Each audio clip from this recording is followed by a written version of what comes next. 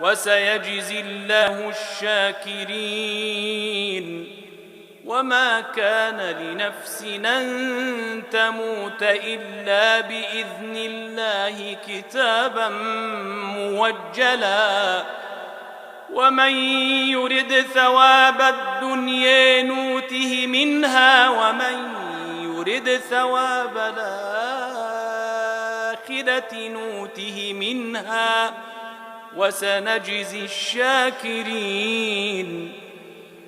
وكأي من نبي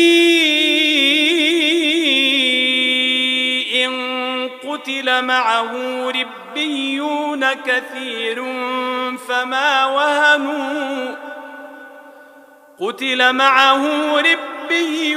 كثير فما وهنوا لما أصابهم في سبيل الله وما ضعفوا وما استكانوا والله يحب الصابرين. وما كان قولهم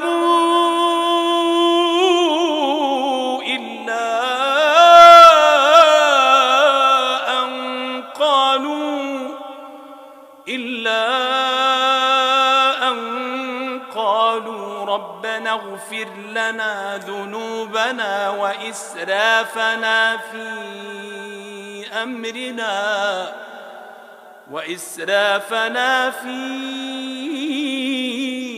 أمرنا وثبت قدامنا وانصرنا على القوم الكافرين.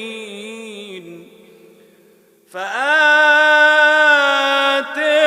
الله ثواب الدنيا وحسن ثواب الآخرة